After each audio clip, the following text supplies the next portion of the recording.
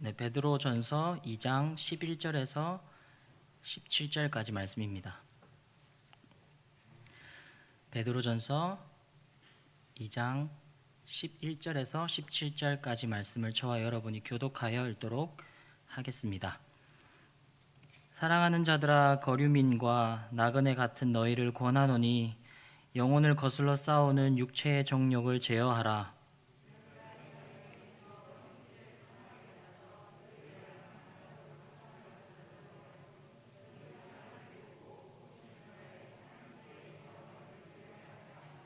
인간의 모든 제도를 주를 위하여 순종하되 혹은 위에 있는 왕이나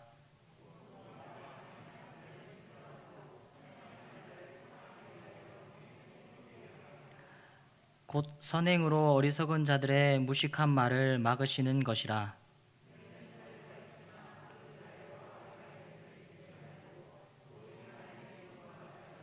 함께 읽겠습니다. 무사람을 공경하며 형제를 사랑하며 하나님을 두려워하며 왕을 존대하라. 아멘.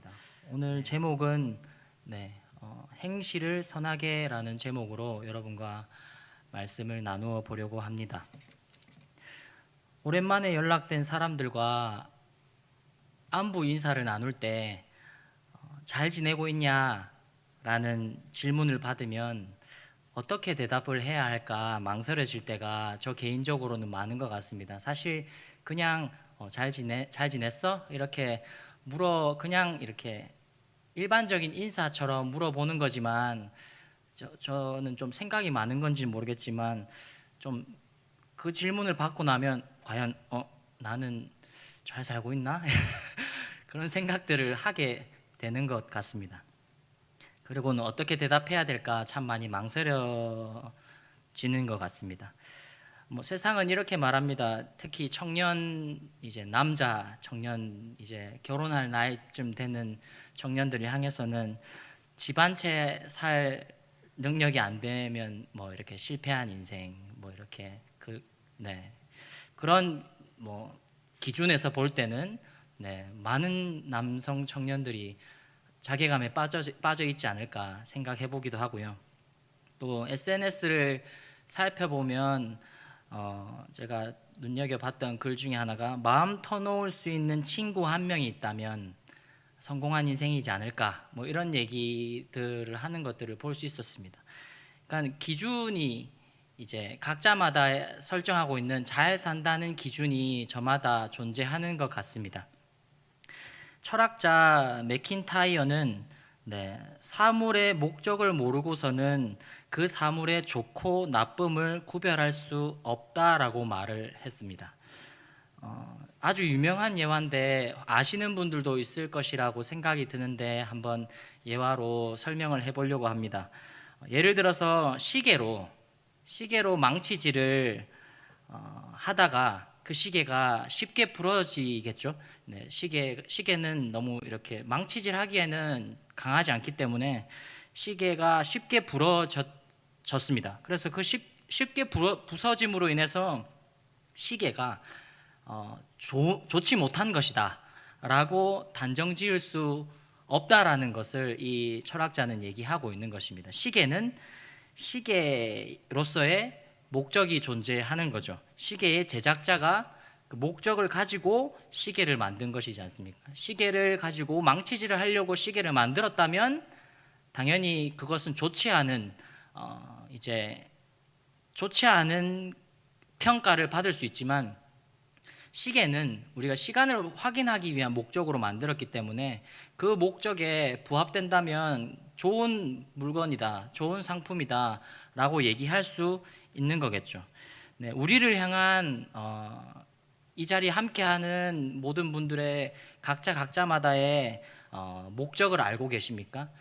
이것이 오늘 나누고 싶은 주제이자 질문입니다.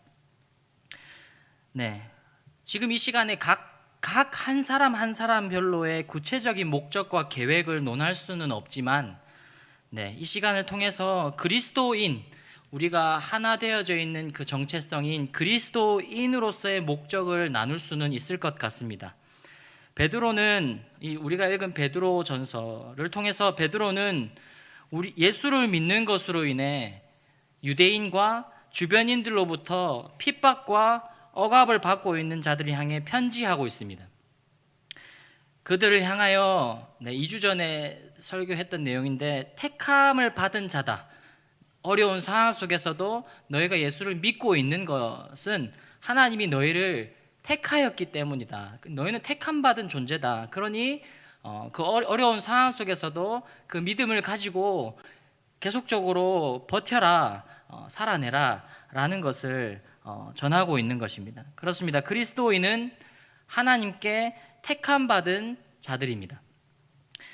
택함 받았다라는 것에 대해서 조금 더 구체적으로 설명해 보려고 합니다. 택함 받은 자에 대한 예시로 요한복음 1장 45절에서 49절 말씀을 여러분과 같이 나누어 보려고 합니다. 앞에 띄워주시면 감사하겠습니다. 나다나엘이라는 인물, 이게 청년부 설교였는데 적절한 예시여서 여러분과 나누고 싶습니다. 요한복음 1장 45절에서 49절 말씀 제가 읽겠습니다.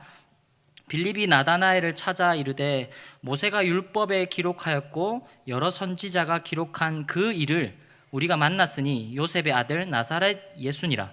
나다나엘이 이르되 나사렛에서 무슨 선한 것이 날 수 있느냐. 빌립이 이르되 와서 보라 하니라. 예수께서 나다나엘이 자기에게 오는 것을 보시고 그를 가리켜 이르시되 보라, 이는 참으로 이스라엘 사람이라. 그 속에 간사한 것이 없도다. 나다나엘이 이르되 어떻게 나를 아시나이까? 예수께서 대답하여 이르시되 빌립이 너를 부르기 전에 네가 무화과 나무 아래에 있을 때에 보았노라. 나다나엘이 대답하되 랍비여, 당신은 하나님의 아들이시요 당신은 이스라엘의 임금이로소이다 라는 말씀입니다. 나사렛에서 선한 것이 나올 수 있는가? 이 당시에 나다나엘을 비롯한 이스라엘 백성들은 구원자인 그리스도를 기다리고 있었습니다. 로마의 압제로부터 그들을 구원해줄 강력한 리더십인 그리스도를 기다리고 있었습니다. 강력한 통치자, 똑똑한 지혜 등 이렇게 상상을 했겠죠. 리더상을 아마 그렸을 것입니다.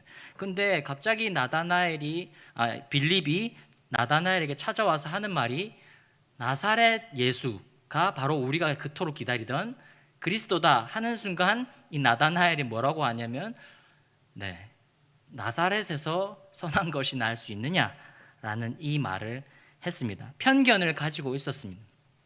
그래서 이 편견으로 볼 때는 나다나엘이 볼 때 예수라는 인물은 결코 그리스도가 될 수 없습니다. 이스라엘의 임금이 될 수 없는 존재입니다. 지식적으로도 가방끈이 짧았을 거고 보기에도 흠모할 만한 풍채는 조금도 없지 않았을까 생각합니다. 그러나 오늘 본문에서 보면, 이 요한복음 말씀에서 보면 예수님께서 그 나다나엘을 오시는 걸 보시면서 뭐라고 말씀하시냐면 그 사람의 기질을 알고 계시고요, 그 사람의 과거의 행적을 이미 알고 계십니다. 이것은 상식적이지 않는 일입니다. 그것을 통해서 예수님이 그것을 나다나엘에게 보여주심으로 인해서 나다나엘이 믿을 수 있도록 도와주신 거라는 겁니다. 예수님이 자신을 나타내심으로 인해서 예수를 그리스도로 믿게 된 것입니다. 우리 모두는 예수 그리스도를 믿게 된 것이 우리의 어떤 성경을 읽은 어떤 그런 노력이 아닌 것입니다. 우리가 예수 그리스도를 믿게 된 것은 하나님께서 예수 그리스도와 그리고 성령을 통해서 우리에게 나타내셨기 때문입니다. 이로써 우리는 하나님께 택함 받은 자들입니다. 하나님을 아버지로 부를 수 있는 특권을 가진 하나님의 자녀가 된 것입니다. 하나님과 화목하게 된 자입니다. 할렐루야. 이 사실이 놀라운 사실인 것입니다. 우리가 똑똑해서도 아니고 우리가 무언가를 노력해서 발견한 것이 아니라 사실 성령을 통해서, 그리고 무엇보다 예수님이 이 땅에 오셔서 십자가 달리심으로 사랑을 확증하심으로 우리에게 알려주신 것입니다. 베드로는 나아가 거룩한 제사장으로 살아가기를 도전하고 있습니다. 예수님께서 마치 예수님께서 제자들을 세상으로 파송하신 것처럼 하나님은 오늘 이 예배 가운데 전해지는 이 베드로 전서 말씀을 통해서 우리도 이 시대의 거룩한 제사장으로 살아가도록, 그래서 칭찬받는 그런 명예로운 인생이 되기를 도전하고 계신 것입니다. 거룩한 제사장의 삶을 명제적으로 설명하면 하나님과 사람 사이를 화목하게 하는 삶입니다. 고린도후서 5장 17절부터 19절 말씀입니다. 함께 읽도록 하겠습니다. 고린도후서 5장 없나요? 네. 그럼 다 같이 한번 찾아보면 좋겠습니다. 고린도후서 5장 17절에서 19절 말씀입니다. 고린도후서 5장 17절에서 19절 말씀을 함께 봉독하도록 하겠습니다. 읽겠습니다. 그런즉 누구든지 그리스도 안에 있으면 새로운 피조물이라. 이전 것은 지나갔으니 보라 새 것이 되었도다. 모든 것이 하나님께로 났으며 그가 그리스도로 말미암아 우리를 자기와 화목하게 하시고 또 우리에게 화목하게 하는 직분을 주셨으니 곧 하나님께서 그리스도 안에 계시사 세상을 자기와 화목하게 하시며 그들의 죄를 그들에게 돌리지 아니하시고 화목하게 하는 말씀을 우리에게 부탁하셨느니라. 아멘. 네, 화목하게 하는 직분을 우리에게 맡기셨다라는 것을 확인할 수 있습니다. 이것은 이 땅을 살아가는 그리스도인의 목적입니다. 아까 서론에서 시작했듯이 인간이 적어도 우리가 공통되게 가지고 있는 정체성인 그리스도인으로서의 목적은 바로 이것입니다. 화목하게 하는 직분을 맡았다라는 것입니다. 베드로는 오늘 본문이 포함된 두 번째 단락, 지난 2주 전에는 첫 번째 단락을 했다면 두 번째 단락 2장 11절부터 4장 11절을 통해서 거룩한 제사장의 삶을 어떻게 살아갈 수 있는지를 보다 구체적으로 설명하고 있습니다. 오늘 그 구체적인 내용을 알아보려고 합니다. 두 가지를 말하고 있습니다. 첫 번째는 11절 말씀입니다. 육체의 정욕을 제어하는 것. 두 번째는 행실을 선하게 가지는 것.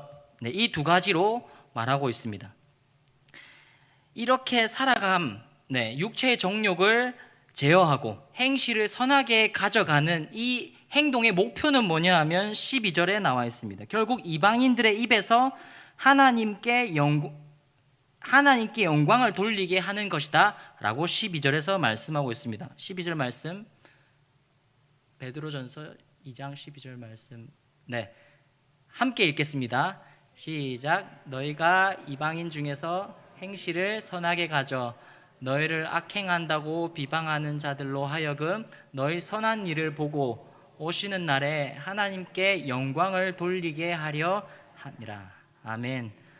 우리의 선한 일을 보고 이방인들이 하나님께 영광을 돌리게 하는, 아까 앞서 얘기했던 하나님과 세상을 화목하게 하는 일을 위해서 우리는 선한 일을 행해야 한다. 그 선한 일을 행하기 전에 먼저 해야 될 일이 육체의 정욕을 제어해야 한다라는 이 두 가지의 큰 주제가 있는 것입니다. 거룩한 제사장에게 요구되는 삶의 첫 번째 모습은 육체의 정욕을 제어하는 것입니다. 세상은 육체의 정욕을 따릅니다.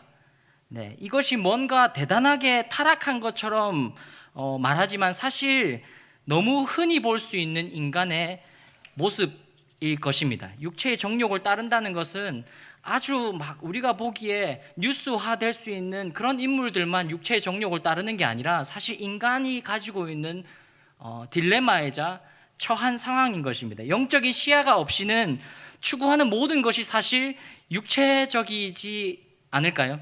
육체적이라는 것은 다른 것이 아니라 자기 자신을 위해 살아가는 것입니다. 삶의 목적을 스스로 부여하는 것입니다. 다들 행복이라고 표현하지만 다 각자가 자신의 행복을 추구하는 것입니다. 세상에서 보면 물론 상호 협력을 하기는 합니다. 팀을 이루어서 어떤 결과를 이루기 위해 협력을 합니다만 결론적으로는 자신의 행복을 위해 비즈니스적인 협력일 뿐입니다. 도움이 되지 않으면 철저히 버리는 것이 세상입니다. 이러한 사고는 오늘날 가정마저도 파괴하고 있으며 교회도 예외는 아니다라는 것입니다. 자신을 잘 챙겨줄 교회를 찾아 나서고 있다라는 것입니다. 육체의 정욕을 제어할 수 있는 것은 우리가 앞서 언급했던 바로 하나님을 아버지로 믿는 믿음일 것입니다.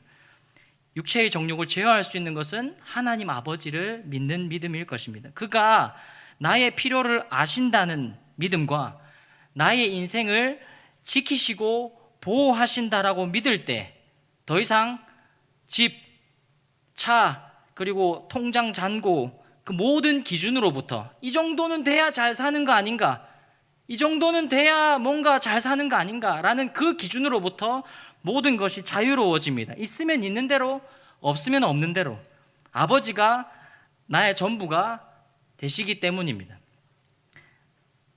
네. 찬송 가사가 떠올라가지고 여기 적어놨는데, 이 땅에 오직 주밖에 없네. 함께 찬송 한번 해볼까요? 이 땅에 오직 주밖에 없네. 그 무엇도 나를 채울 수 없네.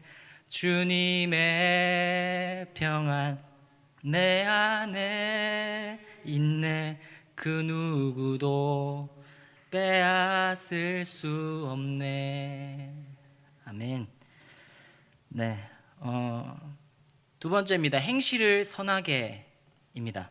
육체의 정욕을 제어하는 것은 어떠한 것을 하지 않는 것과 관련되어져 있습니다. 정욕을 제어한다는 거니까 본능대로 살아가지 않는, 뭔가를 하지 않는 것과 관련이 있다면, 하지만 그와 동시에 행실을 선하게라는 것은 무언가를 해야 한다는 것을 포함하고 있습니다.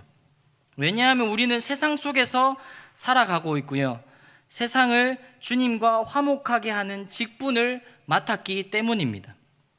사실 그리스도인의 어떤 이런 세상과 동화되지 않으려 하다 보면 자신을 세속적인 것으로부터 막 지키기 위해서 여러 울타리들을 막 세우기 시작합니다. 하지만 그러다 보면 자칫 잘못하면 율법주의가 되고요, 이내 세상과 함께 하지 않으려는 이런 기이한 현상들이 일어나기 시작을 하게 되어집니다. 화목하게 하는 직분과는 좀 거리가 먼 이제 그런 율법주의, 어떤 것을 지키고 세상과 단절되고, 물론 그것이 나를 지키기 위한 것이긴 했지만 정작 세상과 멀어지는 일들이 일어난다라는 것입니다. 캠퍼스에서 전도를 하다 보면 대부분 학생들이 담배 피는 학생들에게로 다가가지 않습니다. 그러나 그들에게도 복음은 필요하고, 오히려 높은 비율로 범생이 친구들보다 훨씬 더 예의 바르게 잘 들어주는 것을 발견할 수 있습니다. 그리고 스스로 표현을 하고 있죠. 나는 지금 어딘가 기분이 안 좋습니다. 한 대 이렇게 피면서 나는 어딘가 지금 기분이 꿀꿀합니다 라고 표현을 하고 있지 않습니까? 그런 친구들에게 다가가야 하는 거죠. 경건은 단순히 종교 생활이 아닌 고아와 과부를 돌보는 것이라고 강조한 야고보서의 말씀처럼, 육체의 정욕을 추구하던 시간과 에너지를 제어한다면 그 제어하지 않은 그 나머지 시간과 에너지를 다른 형태로 전환을 해야 하는 것입니다. 선한 행실로 채워가야 하는 것입니다. 시간과 에너지가 선한 행실로 소비되지 않는 삶은 겉모습만 깨끗한 옷을 입었을 뿐 다른 이들과 똑같은, 세상과 똑같은 자기의를 위해 살아가고 있는 것이기 때문입니다. 그래서 이 행실을 선하게에서 두 가지를 살펴보려고 하는데, 첫 번째는 종과 같이 순종하라라는 것입니다. 지금 PPT 작업에 조금 오류가 있어서 말씀을 한 번 더 찾아봐야 될 것 같습니다. 오늘 본문 말씀입니다. 베드로전서 2장 13절 말씀입니다. 베드로전서 2장 13절 말씀입니다. 제가 읽겠습니다. 인간의 모든 제도를 주를 위하여 순종하되 혹은 위에 있는 왕이나. 그리고 18절 말씀입니다. 네, 밑에 보시면 나옵니다. 사환들아 범사에 두려워함으로 주인들에게 순종하되, 네, 선하고 관용하는 자들에게만 아니라 또한 까다로운 자들에게도 그리하라. 네, 또한 베드로전서 3장 1절 말씀입니다. 혹시 이건 가능한가요? 안 되나요? 네, 베드로전서 3장 1절 말씀입니다. 아내들아 이와 같이 자기 남편에게 순종하라. 이는 혹 말씀을 순종하지 않는 자라도 말로 말미암지 않고 그 아내의 행실로 말미암아 구원을 받게 하려 함이니 라고 말씀하고 있습니다. 네, 2장 13절부터 17절은 이교의 권위, 그리고 18절에서부터 20절은 주인, 그리고 3장 1절에서부터 7절은 믿지 않는 배우자에 관한 내용입니다. 이 세 가지 소단락별로 무엇이 강조되고 있냐면 순종이 강조되고 있습니다. 순종입니다. 그래서 첫 번째 선한 행실은 바로 종과 같이 순종하는 것입니다. 셋 다 아까 말했던 왕, 그리고 주인, 그리고 남편의 개념이 이 시대적 배경으로 봤을 때에 셋 다 사회에서 통치자의 범주에 속하는 인물들입니다. 그래서 우리는 예수님을 믿기 때문에 이제는 우리의 왕은 예수님이야. 그러니까 나는 예수님을 믿기 때문에 너희들의 말, 왕 혹은 주인 혹은 남편, 너희들의 말보다 나는 예수님의 말이 더 권위가 있기 때문에 너희를 따를 수 없다라는 이러한 식으로 대할 때가 있다라는 것입니다. 자칫 그들을 대적자로 대할 때가 있다라는 것입니다. 하지만 기억해야 할 것은 우리는 이들을 하나님과 화목하게 해야 할 목표가 있는 자들이다라는 것입니다.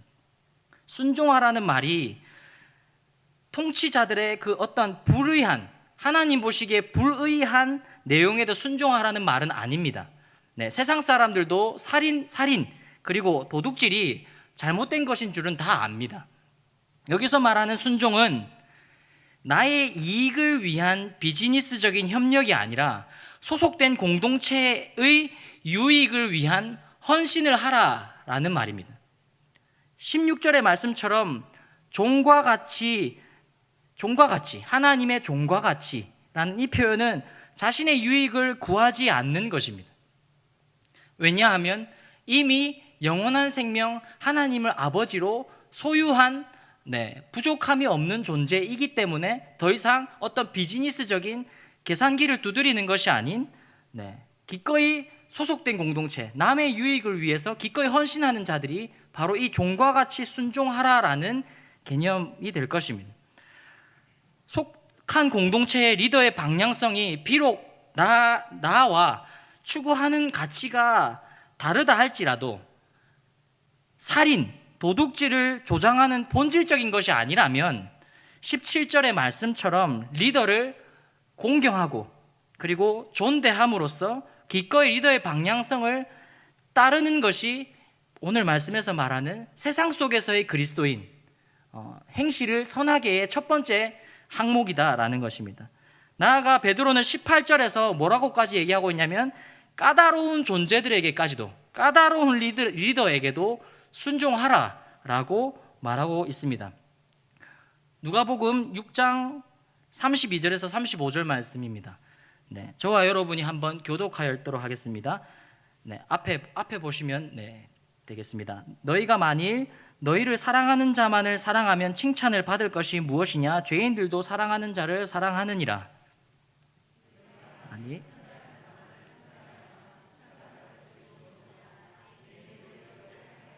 너희가 받기를 바라고 사람들에게 꾸어주면 칭찬을 받을 것이 무엇이냐? 죄인들도 그만큼 받고자 하여 죄인에게 꾸어주느니라.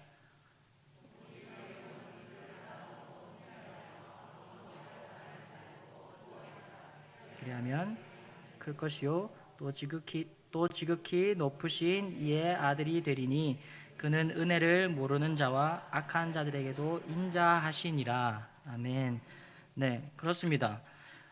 원수를 사랑하라는 것은 기독교의 가장 중요한 계명일 것입니다. 우리 자신의 유익이 전혀 없습니다. 네.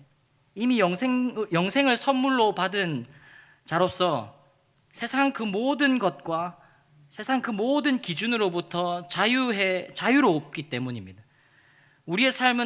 이제 우리의 삶은 하나님의 종으로서 하나님 앞에서 행하는 것이기 때문입니다. 불의함이 아니라면 우리는 화목하게 하는 직분의 목표를 가지고 순종하여야 하는 것입니다. 예수님의 순종도 결코 자신의 유익을 구하지 않았습니다. 24절의 말씀처럼 2장 24절의 말씀입니다. 우리가 나음을 얻기 위하여 그분은 십자가 길을 기꺼이 순종하셨다 말씀하셨습니다.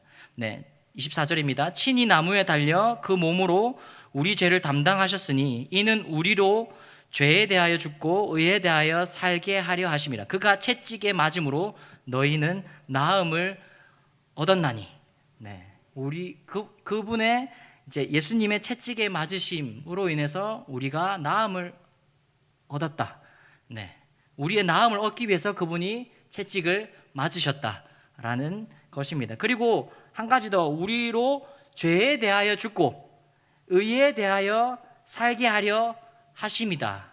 이 의도를 가지고 예수님은 십자가에 기꺼이 달리셨습니다. 단어를 바꿔보자면 우리로 죄라는 단어에 자신을 넣어보면 우리로 자신에 대하여 죽고, 그리고 의라는 그 칸에는 하나님을 넣으면 우리는 자신에 대하여 죽고 하나님에 대하여 살게 하려 하심이다. 그 목적을 위해서 예수님은 오셨다라는 것입니다. 두 번째 선한 행실은 청지기와 같이 봉사하는 것입니다. 베드로전서 4장 7절에서 11절 말씀입니다. 한 장만 넘기시면 나옵니다. 베드로전서 4장 7절에서 11절 말씀입니다. 저와 여러분이 한 절씩 교독하도록 하겠습니다. 만물의 마지막이 가까이 왔으니 그러므로 너희는 정신을 차리고 근신하여 기도하라.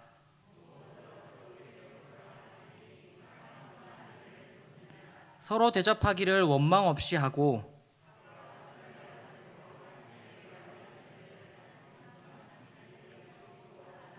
함께 읽겠습니다. 만일 누가 봉사하려면 하나님이 공급하시는 힘으로 하는 것 같이 하라. 이는 범사에 예수 그리스도로 말미암아 하나님이 영광을 받으시게 하려 함이니 그에게 영광과 권능이 세세에 무궁하도록 있느니라. 아멘. 순종과 마찬가지로 봉사라는 단어 또한 자신의 유익을 구하지 않음입니다. 계산적인 투자가 아닙니다. 사랑의 낭비라고까지 표현할 수 있습니다. 낭비가 사랑을 만나면 헌신이 되고 헌신이 사랑을 잃으면 낭비가 되어집니다. 우리는 속지 말아야 합니다. 세상은 계산기를 두드림이 지혜라고 말하고 있지만 계산기를 두드리면 결코 소망이 없습니다. 애초에 우리의 인생 자체가 소망이 없기 때문에 계산기를 두드려봤자 거기서 거기 두드림 자체가 무의미한 것이기 때문입니다. 우리 봉사는 구체적으로 어떤 모습이어야 합니까? 주인의식을 가진 청지기와 같이 최선을 다해 행해야 하는 것입니다. 11절 말씀에 보면 하나님의 말씀을 하는 것 같이 하고 그리고 하나님이 공급하시는 힘으로 하는 것 같이 하라라고 표현되어 있습니다. 마치 이것은 주인이 자신의 일을 하는 것처럼 주인의 마음에 들게 해야 한다라는 것입니다.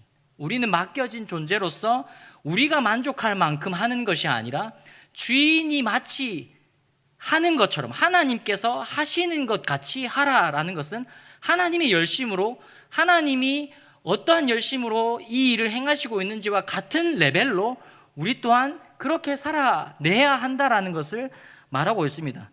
하나님에게 대충을 찾아본 적이 없습니다. 그는 우리를 구원하심에 진심이지 않으십니까? 생각보다 말씀이 빨리 마무리가 되는 것 같습니다. 이제 마지막 마무리를 하려고 합니다. 이국종 교수의 인터뷰로 말씀을 마무리해 보려고 합니다. 인터뷰 내용을 제가 읽어드리겠습니다. 환자를 살리기 위해서 최선을 다했지만 어쩔 수 없는 상황을 맞이할 때면 신의 영역의 일을 하고 있는 게 아닐까, 그런 생각이 가끔 들어요. 그래도 의사라는 직업을 가진 사람으로서 또다시 최선을 다합니다. 왜 조금 더 빨리 오지 못했을까? 왜 잘하지 못했을까 하는 안타까운 마음과 죄책감을 가질 때가 많습니다.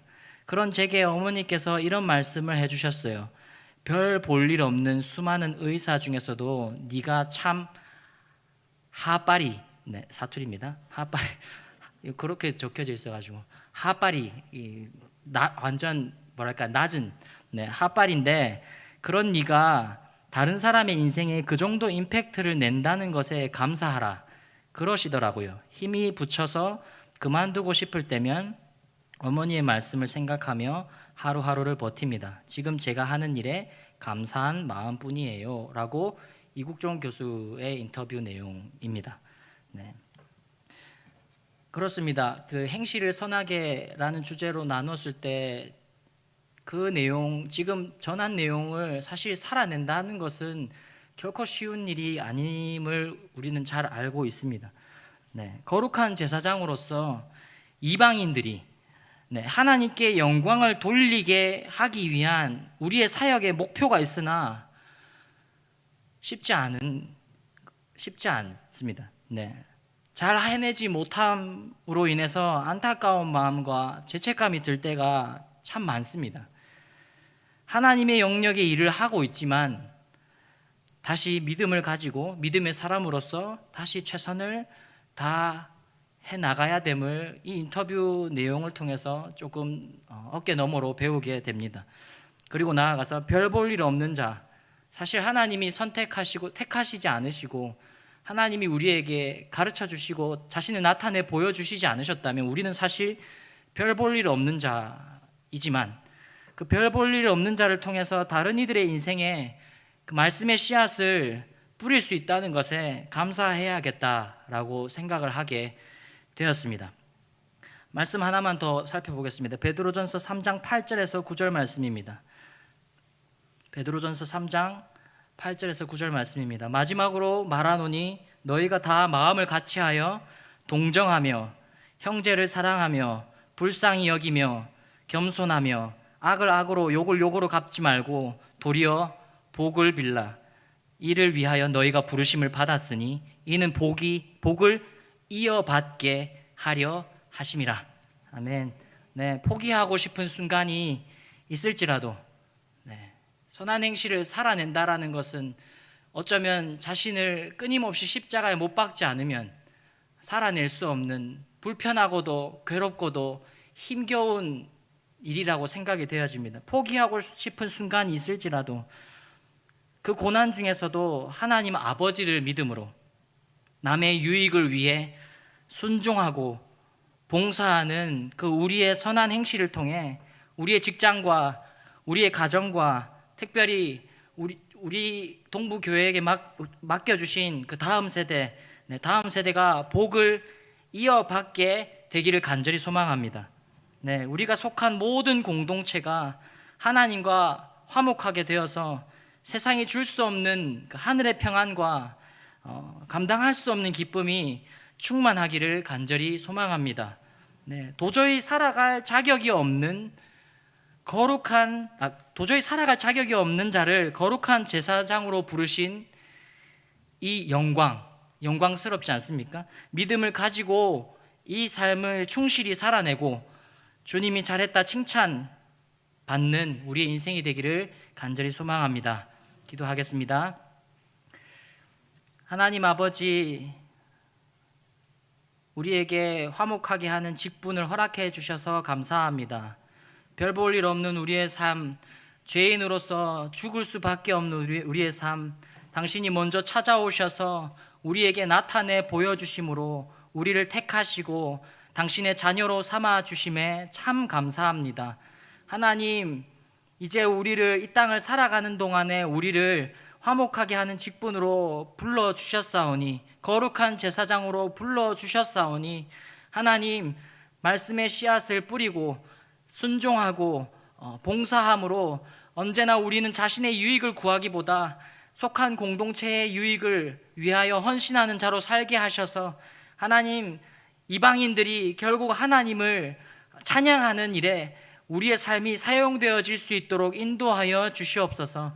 하나님, 우리에게 그럴 만한 능력이 없습니다. 하나님, 이 선한 행실을 머리로는 알지만 하나님 살아낼 힘은 없음을 우리는 잘 압니다. 하나님, 우리에게 성령의 충만함을 허락하셔서 하나님, 날마다 하나님을 바라보며 하나님의 은혜를 갈구하며 하나님의 사랑으로 충만하며 하나님 언제나 그 하늘나라를 꿈꾸며 하나님 이 땅의 삶, 이 땅에서의 것을 구하지 않으며 온전히 영혼 구원을 위하여 우리의 삶이 사용되어질 수 있도록 인도하여 주시옵소서. 특별히 하나님, 우리에게 맡겨주신 영혼들, 하나님 다음 세대의 사역이 지금 한창 진행 중에 있습니다. 하나님, 기도로 또한 기대로 또한 수고로 감당하는 모든 사역들 위해 하나님 역사하여 주셔서 그들이 복을 받을 수 있도록 은혜 베풀어 주시옵소서. 하늘의 복, 하늘의 신령한 복을 받음으로 이들이 또한 다음 세대에 다음 믿음의 행진들을 이어갈 수 있는 그런 믿음의 세대가 될 수 있도록 주님 인도하여 주시옵소서. 전통 있는 구미 동부교회가 될 수 있도록 주여 은혜 베풀어 주시옵소서. 감사드리며 귀하신 예수님의 이름으로 기도드렸습니다. 아멘. 지금은 우리 주 예수 그리스도의 은혜와 우리를 사랑하신 하나님의 크고 넓으신 사랑하심과 성령의 교통하심이 주께서 오시는 그날까지 최선을 다하지만 여전히 부족함에도 불구하고 우리의 선한 행실로 하나님께 영광이 되기를 간절히 사모하는 사랑하는 성도들 머리머리 위에 지금부터 영원토록 함께 있을지어다. 아멘.